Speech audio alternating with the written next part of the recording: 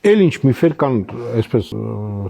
կառուցվածքաստեղծ միֆեր կան։ Մեր համար ամենածանր միֆերից մեկը, հետարքի միֆերից մեկը դա Ստալինգրադի ճակատամարտով իբր Հայաստանի փրկությունն է թուրքական ներխուժումից։ Թուրքիան Գերմանիայի դաշնակիցն էր։ Դա շատ հարաբերական է, պարոն Ղազարյան։ Ինչպես։ Որովհետև Թուրքիան Գերմանիա դուներ չեզոքության որոշակի պայմանագիր եւ որոշակի նյութեր էր մատակարարում Երրորդ Ռեյխին, բայց հարցն այն է, որ Գերմանիան ներողություն, Թուրքիան այդ ժամանակ որևէ էական ուժ չուներ հարձակվելու Կովկասում նոր ճակատ բացելու, դա միֆ է։ Եվ կան արխիվային փաստաթղթեր։ Դրան հակառակ Գերմանիան ուներ ծրագիր, կոչվում էր օպերացիա Գերտրուդա օպերացիա, մշակված հստակ ծրագիր էր։ Եվ այդ ծրագիրը ենթադրում էր, որ եթե Գերմանիան Ստալինգրադից հետո իջնի Կովկաս, վերցնի Կովկասը,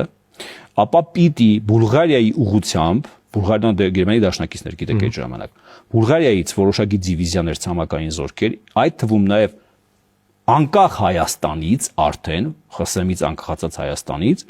նաև հայկական լեգիոնները, որի մասին գիտեք Գարեգին Նժդե, Դրաստամատ կանայինը դուղությամբ աշխատում են գերմանացիների հետ, որովհետեւ ռազմագերության կարգավիճակ ունեցող հայերից ձևավորեն հայկական լեգիոններ եւ ձևավորված կային որոշակի հայկական լեգիոններ, որոնք ոչ մի լուրջ էական գործողություն չեն արել իրական մարտական դաշտերում, բայց եթե նման բան լիներ, պիտի եւ Հայաստանից եւ Բուլղարիայից գերմանացիները ներխուժեին, գրավեին Թուրքիան,